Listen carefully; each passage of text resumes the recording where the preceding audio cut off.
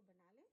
बनाने के बाद जब ठंडा हो जाए तो अच्छी तरह से इसको फिर आप अच्छे से जार में भर के रेफ्रिजरेटर में रख सकते हैं ओवर मंथ्स, के बिल्कुल ख़राब नहीं होता ये। इसे अच्छी तरह से जोश आ गया है।